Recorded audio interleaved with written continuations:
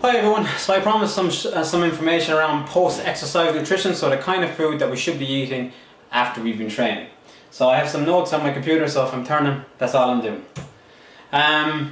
So it's important to think that when we're doing anything when it comes to fitness, we try to remember what it is that we're trying to achieve or what we're trying to do.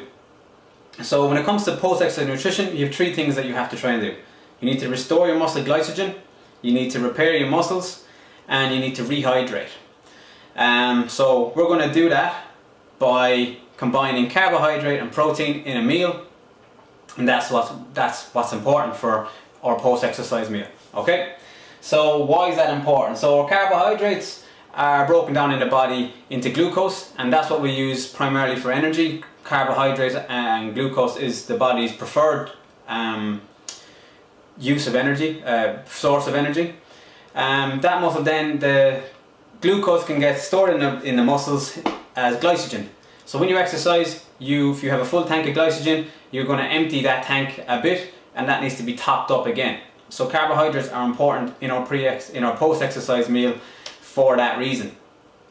Then when you've been exercising, you're going to tear your muscles, so you can have a little microscopic tear in the muscles.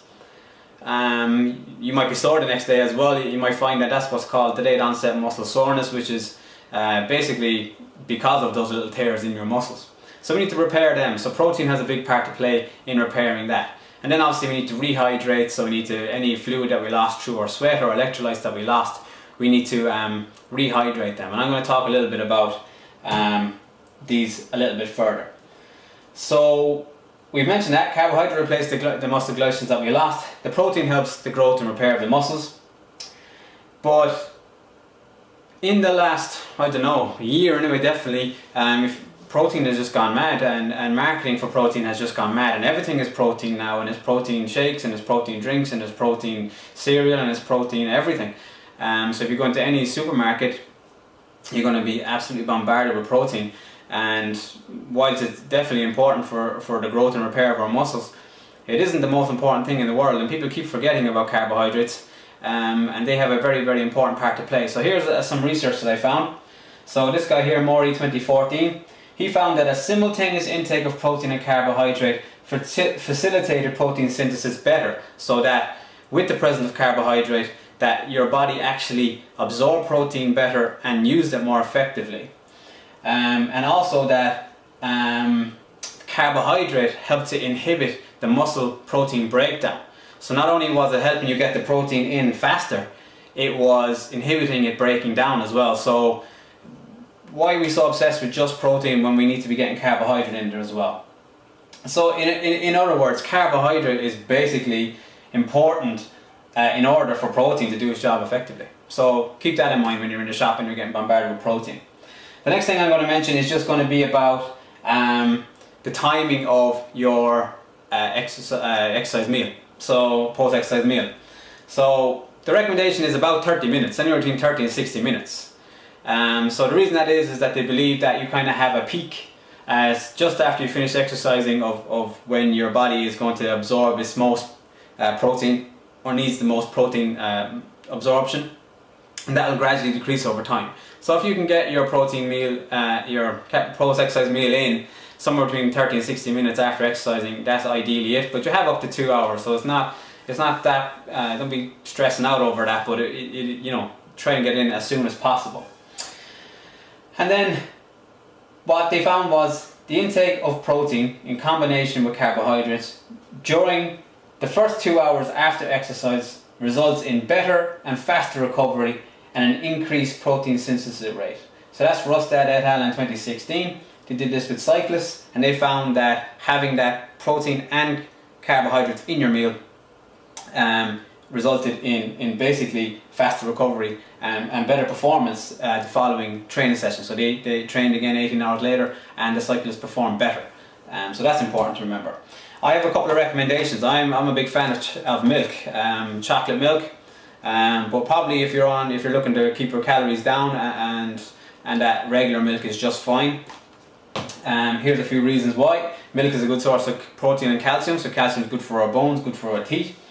It has whey protein and casein protein, And the whey protein absorbs quickly, so it gets to work quickly, whilst the casein protein, it suppresses the muscle breakdown, so it kind of stops the muscle from breaking down, delays it. So if you have, your whey protein is coming in quickly, and the other protein is stopping it from breaking down quickly, you're obviously going to recover better. And then a couple of more studies that I found.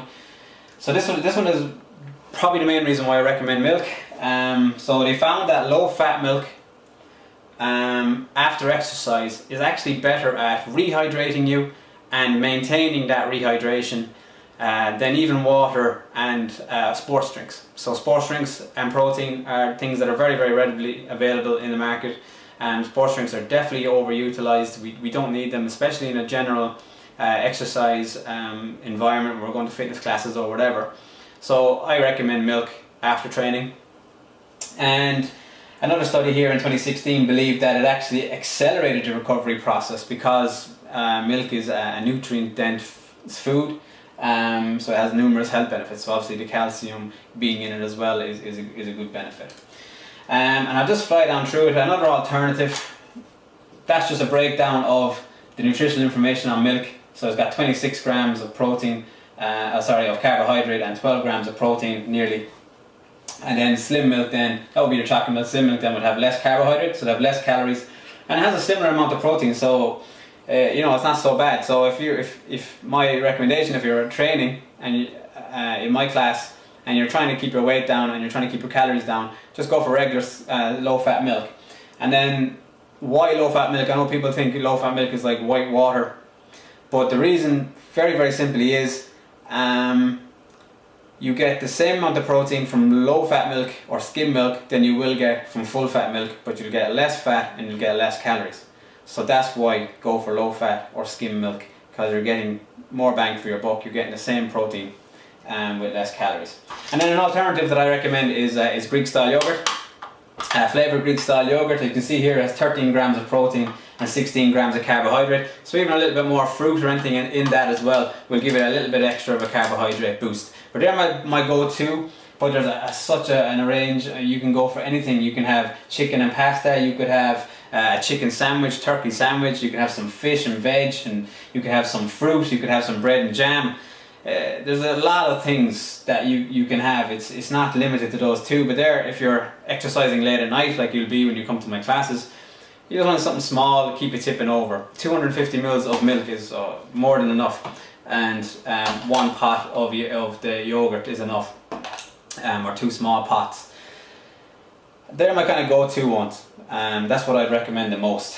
Nuts is another one for getting a bit of protein in, and eggs is a good one as well. Eggs, if you're going home, maybe 2 eggs.